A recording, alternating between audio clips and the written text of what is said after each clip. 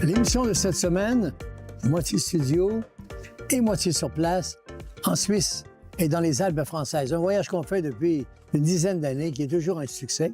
Cette année, je l'ai accompagné avec Stéphanie et tout un groupe d'une quarantaine de personnes. Alors, c'est le beau soleil magnifique, près de 30 degrés. Du vent, vous en avez un peu. On est sur le lac des Quatre Cantons. On l'appelle aussi le lac de Lucerne. Alors, vous pouvez voir tout autour de moi.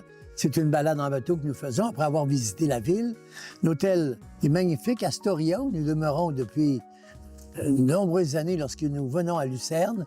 Lucerne est une ville d'histoire, une ville d'art, de culture, avec son fameux pont de la Chapelle, un pont qui est un peu son image lorsqu'on parle de Lucerne, un peu comme la Tour Eiffel pour Paris ou le Colisée pour Rome. Lucerne, c'est le pont de bois, le deuxième plus long pont de bois couvert de toute l'Europe et une attraction touristique, évidemment. On avait commencé ce voyage en partant avec un vol direct depuis Montréal jusqu'à Mulhouse. Donc, nous sommes arrivés près de Zurich, un peu plus haut, dans la Suisse allemande. C'est là qu'a commencé notre voyage. Alors, visite de Zurich, la vieille ville avec aussi son histoire, ses attractions. Et puis, près de Zurich, à moins de 20 km, il y a la manufacture, l'usine de fabrication de chocolat, Home Chocolate Lindt, donc le chocolat que vous connaissez, qu'on vend partout au Québec et dans le monde entier, mais il est fabriqué ici. C'est depuis 1845 que les Lindt ont ce chocolat, un bon chocolat au lait, onctueux, avec à l'intérieur un fondant. Ils ont fait une découverte qu'on appelle concage. C'est une façon de travailler le chocolat qui est unique à Lindt et qui fait en sorte qu'ils sont très réputés à travers le monde. Alors, au départ de Zurich, Lucerne, on sera dans les Alpes françaises demain, à Morzine, dans notre gros chalet suisse, le Petit Dru. Je vous invite à regarder les belles images des montagnes tout autour de nous ici, sur le lac des Trois Cantons.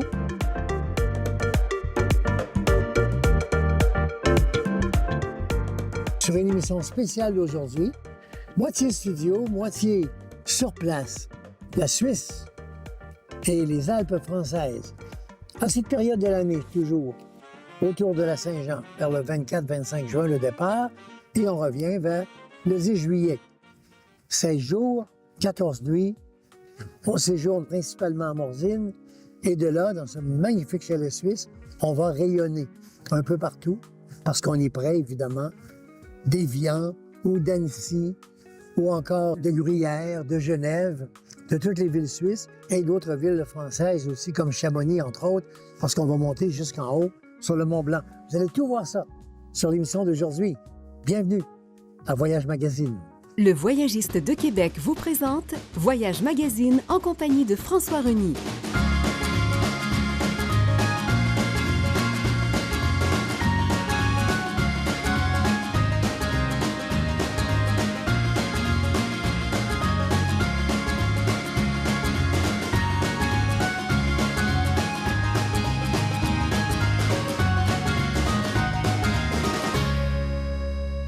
Allô tout le monde, à nouveau.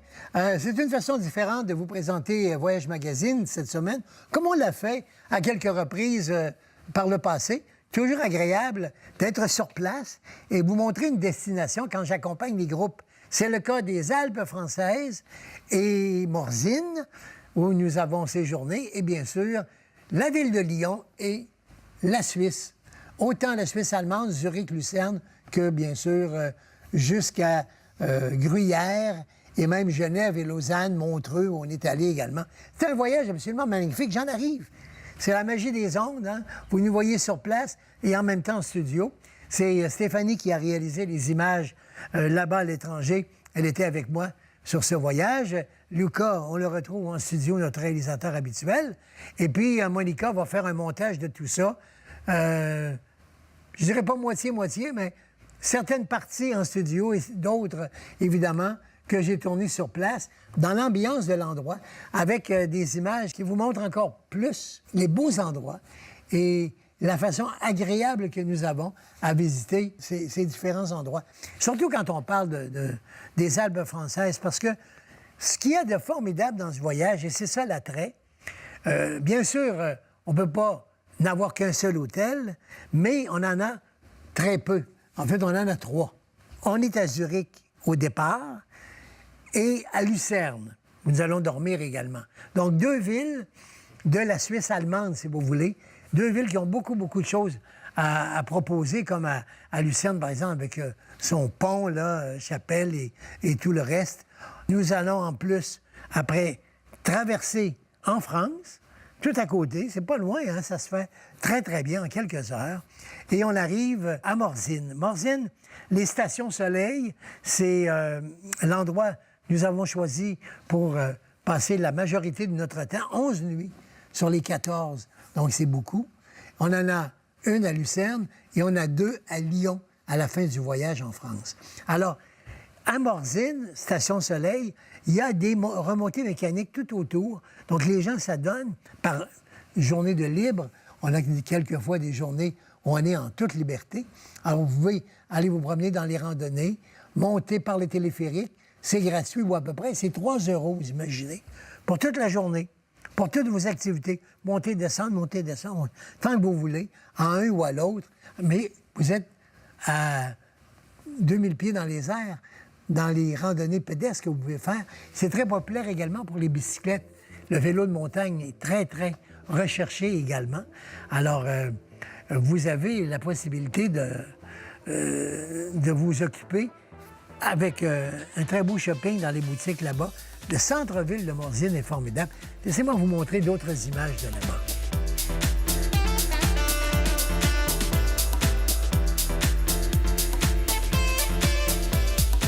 Notre voyage suisse et les Alpes françaises se continue. On dit, derrière moi, d'Annecy, la ville où nous nous arrêtons toute une journée pour visiter. On dit d'elle qu'elle est la Venise des Alpes. Le lac est absolument magnifique également. Le lac d'Annecy, qu'on appelle, c'est à cause de l'eau, la plus pure de toute l'Europe. On dit la perle des lacs d'Europe. Alors tout ça, c'est Annecy. On remonte dans l'histoire gallo-romaine, comme à l'époque des Astérix, hein, l'époque des Gaulois et des Romains. C'est à ce moment-là que les gens commencent à se rassembler autour de ces canaux et du lac. Et débute ainsi, il y a 1000 ans, cette ville absolument extraordinaire. Alors, si vous voulez venir, il faut absolument... On est à une vingtaine de kilomètres de Genève, de la frontière suisse, donc vous pouvez arriver par la Suisse ou arriver de la France, comme nous, puisqu'on arrive de Morzine en Haute-Savoie, parce que nous sommes dans le département de la Haute-Savoie, 94. Et puis, derrière moi, c'est le palais de Lille, qui raconte beaucoup l'histoire. C'est la carte postale, hein? Les canaux, les restaurants tout le tour, une ville fleurie de France, suite au concours annuel. Et ce palais a été une prison également. C'est aujourd'hui un musée, évidemment, un musée d'art et d'histoire. Mais à l'époque, c'était une prison.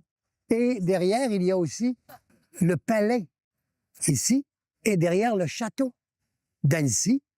Parce qu'Annecy, on peut remonter à ce moment-là à l'époque des Genevois, à qui a appartenu Annecy, les comtes de Genève.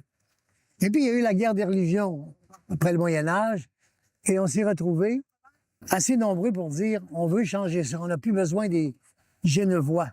Alors, on s'est joint à la Haute-Savoie. Et plus tard, bien plus tard, en 1860, la Haute-Savoie, sous Napoléon III, va devenir partie de France, jusqu'alors indépendante.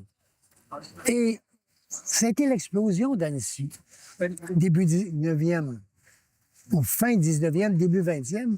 C'est là vraiment que Annecy devient une station balnéaire, vacances, avec des restaurants, avec des grands marchés, comme vous allez voir. Il y a de tout ici. Marché d'alimentation, avec toutes les spécialités savoyardes, les spécialités du pays, de Savoie. Les fromages, comme le reblochon, par exemple, avec laquelle on peut faire ce fameux plat qu'on appelle tarteflette, hein? Avec une base d'oignons, les lardons, pommes de terre, et puis vous y ajoutez le fromage reblochon, absolument magnifique, très, très bon. Alors, il y a toutes ces spécialités partout, dans les petits restaurants autour. On peut aussi s'acheter un sandwich, des fruits, des légumes. C'est le temps des abricots, au mois de juin-juillet, comme ça. C'est le temps des pêches, les framboises, les fraises. Ici, c'est plus avant que chez nous. Donc, tout est là, disponible au marché. Vous venez le mardi, autant que possible, ou le samedi, parce qu'il n'y a pas un, mais deux marchés. Le marché d'alimentation et le marché également de différentes choses qui vous sont offertes. Alors, que ce soit le Pont des Amours, que ce soit le lac d'Annecy où vous pouvez faire une croisière en bateau, ou la beauté de la Venise des Alpes, voilà un site que je vous invite à découvrir.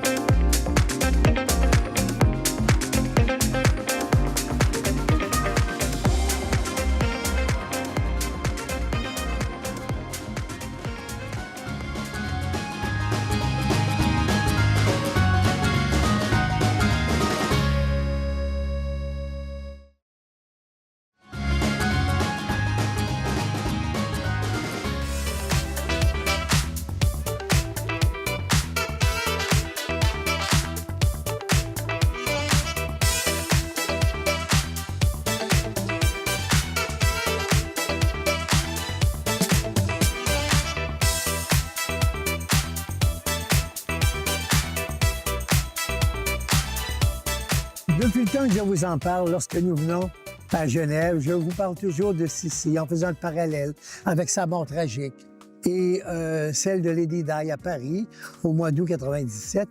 Ici, devant l'hôtel Beau Rivage, où elle séjournait par hasard, un anarchiste, Luigi Zucchini, veut trouver une personne importante, une personne riche de l'époque, pour démontrer son intention d'être contre le système, et il apprend que l'impératrice Sissi d'Autriche, Élisabeth d'Autriche, est de passage, elle qui voyageait beaucoup, un peu comme Lady Di, à travers le monde. Elle est donc ici en vacances, et après le souper, vers 20 h, elle s'en vient ici au bord du lac pour faire une promenade, et ce fameux Zucchini va lui entrer une petite pointe directement à la poitrine. Elle va mourir ici même où nous sommes. Voilà pourquoi que quand nous visitons Genève aujourd'hui, eh bien, vous la remarquez, vous la reconnaissez. Sissi, avec sa petite taille, avec son éventail, avec le genre de chapeau qu'elle portait. Évidemment, c'est un mémorium pour la mort de l'impératrice d'Autriche et reine de l'Hongrie, Élisabeth, qu'on appelait communément, hein, tout le monde disait Sissi. Voilà, il y a bien d'autres choses à voir, évidemment, lorsqu'on est ici. On fait la promenade en bateau sur le lac. On va également voir l'ONU ou l'EMS, la Croix-Rouge, tous ces grands buildings. Derrière, il y a la vieille ville qu'on peut visiter également. Et puis, les beaux magasins, l'ambiance générale. Il y a bien des choses lorsque nous venons ici, et surtout l'attrait d'être autour du lac et à l'intérieur, évidemment, sur la rade, le magnifique jet d'eau de 500 pieds de hauteur qu'on ne peut pas manquer. Alors voilà, ça vous donne une idée de Genève, si vous n'êtes jamais venu, ou si vous vous proposez de venir avec nous l'an prochain, comme à tous les mois de juin, le Voyagiste de Québec fait ce voyage.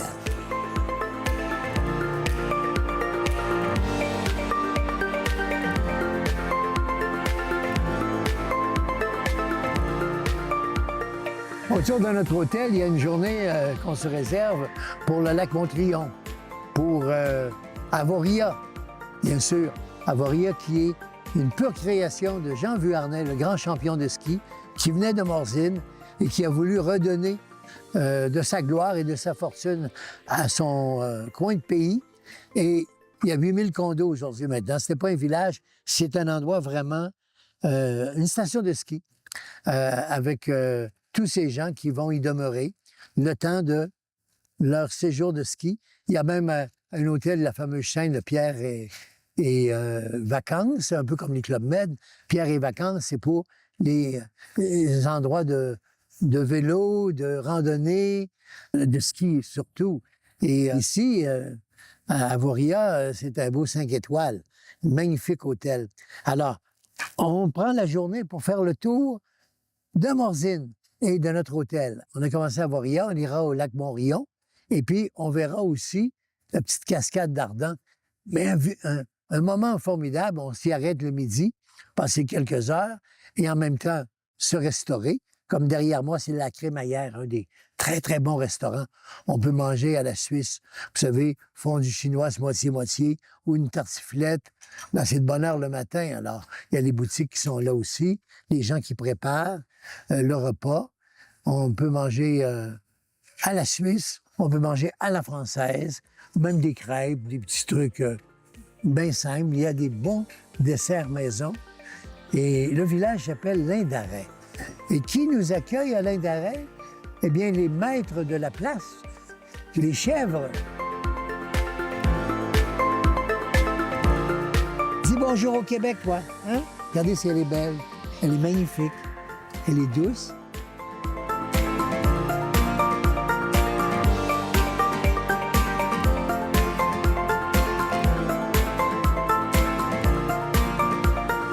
Et ici, on en nourrissait quelques-unes ensemble. Allez voir. Regardez bien ça.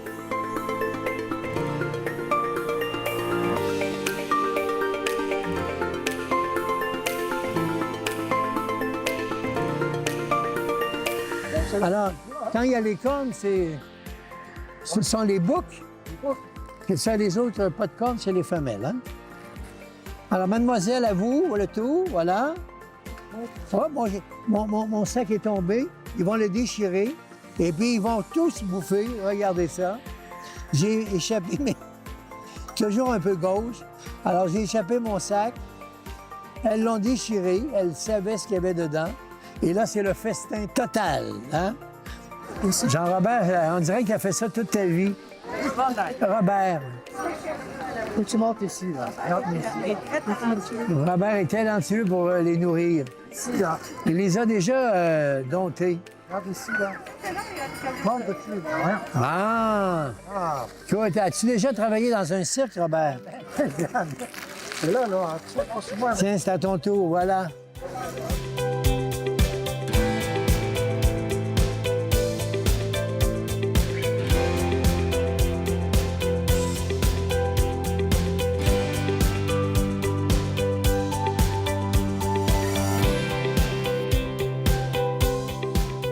Et il y a aussi Gruyère. Quand on pense à la Suisse que l'on s'imagine, nous les Québécois, quand on pense à la Suisse, les grands prés, les vaches, les cloches, les espaces verdoyantes, voilà Gruyère. Avec un village 15e siècle, village médiéval, on n'a fait aucune construction moderne. On est au milieu du village, regardez-moi cette source pure. Les gens viennent s'y présenter. L'eau est magnifiquement belle, propre, et on peut la boire, on peut remplir notre gourde même, voyez. Partout en Suisse, on peut se rafraîchir sur ces belles fontaines et regarder le village qui est magnifique. Il y a un château, le château des Comtes de Gruyère, qu'on peut visiter également. Quelques beaux hôtels et surtout, shopping évidemment pour les touristes et de magnifiques terrasses. Le pavé est en pierre, un pavé de pierre, et rien n'a été rajouté dans la Gruyère des années 1450 et un peu plus, 15e siècle. Voilà Gruyère, incontournable visite en Suisse. Et nous, on vous salue en plein cœur de ce village magnifique où on va aller manger bientôt une fondue fromage, vacherin et gruyère, moitié-moitié.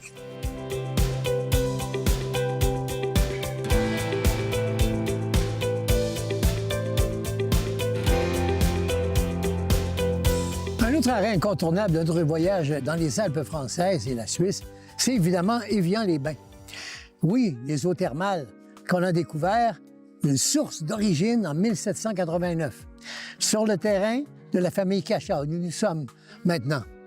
Et quand on vient, eh bien, on peut maintenant, parce qu'il a été restauré il y a quelques semaines à peine, la fameuse buvette qu'on avait construite. Il y a un funiculaire de 1903 qui nous monte jusqu'ici. Vous avez la buvette pour boire l'eau d'Évian, qui était l'eau qui pouvait soigner tous les maux à l'époque. Même encore aujourd'hui, on connaît le bienfait de cette eau de source pure. Alors, on peut visiter la buvette qui était donc un chef-d'œuvre archéologique absolument magnifique, mais à l'abandon. Et on a, il y a quelques années, commencé la restauration qui est terminée maintenant. Regardez comme c'est beau.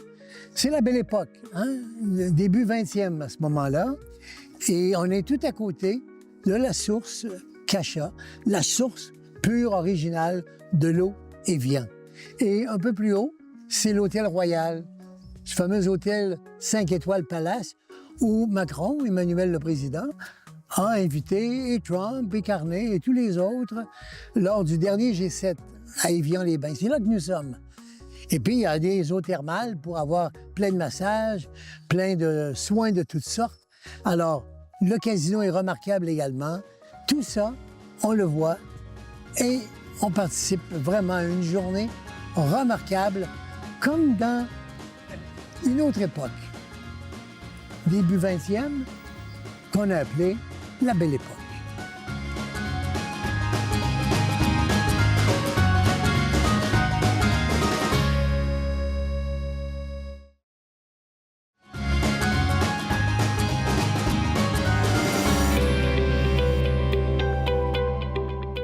Et il y a aussi le Mont-Blanc. Ah, coup de cœur de tous, Chamonix, comme dans les Boys à l'époque. Chamonix, qui était un endroit de vacances extraordinaires, aussi beau l'été que l'hiver. Ils ont eu les Jeux olympiques il y a 100 ans déjà. Les premiers Jeux olympiques d'hiver, 1924, c'était ici, pour vous donner une idée. Regardez-moi ce village, absolument extraordinaire. Le soleil magnifique et le Mont-Blanc en plein milieu de la ville ou du village de 10 000 personnes en population. Et belle architecture avec des maisons un peu du sud parce qu'elles sont pastel, gris pâle, orangé, jaune, etc. Des maisons de couleur et un casino également pour ceux qui veulent jouer. Il y a ça aussi à Chamonix. Des fontaines d'eau pures. Et puis le Mont-Blanc, on est monté en haut à 3842 mètres exactement. En gondole, tout le groupe est monté jusqu'en haut, 15 000 pieds d'auteur. Et on a fait une exploration magnifique avec, en plus, la cage de verre, vous savez, le pas dans le vide, accroché à la montagne, et puis les neiges éternelles derrière. Là, on les voit d'en bas, maintenant, et puis le beau village avec d'excellents restaurants français, évidemment, à gauche ou à droite, mais on sert également rôti, fondue suisse, fromage, différentes choses qui sont des spécialités suisses, mais on est tellement à côté hein, qu'on sert également la cuisine de ce pays, en plus des escargots, des French soup et toutes les grandes spécialités culinaires françaises. Beau petit village, fait 32 degrés, il est 14h17, en plein soleil, c'est ça, Chamonix, station de ski, toujours un coup de cœur pour nos voyageurs québécois.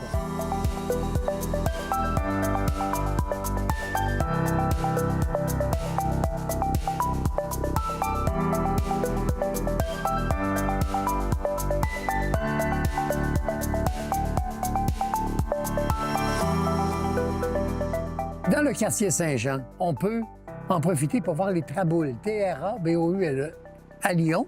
C'est connu, les gens viennent de partout pour voir les traboules, des passages secrets. Ça ne paraît pas. On se promène comme ici, rue Saint-Jean. Voilà, il y a un petit bouton et on rentre. Attendez-moi. Voilà, c'est ouvert. Et on a un passage secret dans la ville qui nous amène d'un côté à l'autre, jusqu'à l'hôtel de ville. Regardez-moi ça. Extraordinaire. Ça date de centaines et des centaines d'années. Et ce sont pas vraiment des tunnels, mais carrément des passages secrets d'un côté à l'autre pour qu'on puisse traverser. Et ça a aidé beaucoup à la résistance parce que Lyon est occupée par les Allemands pendant 2 ans. C'est la ville de Jean Moulin le grand chef de la Résistance. Et les Allemands ne sont pas au courant de tous ces passages. Et ils vont beaucoup s'en servir, les Français de la Résistance, pour pouvoir passer à travers cette occupation allemande.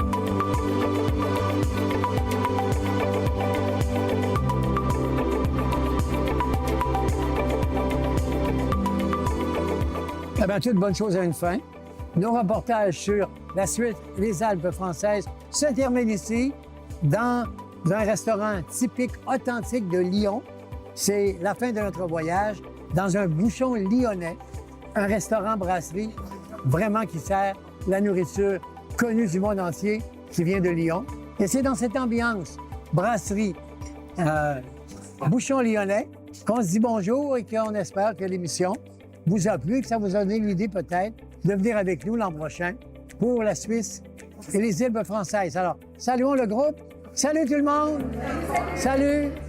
Merci d'être venu avec nous pour le voyage. Merci d'être venu avec nous pour le voyage. Salut.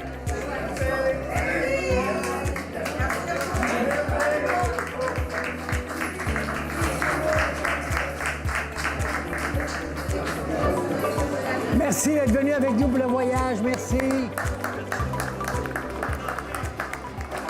Merci la gang. Merci. Le Voyagiste de Québec est fier de vous avoir présenté Voyage Magazine avec François Reny.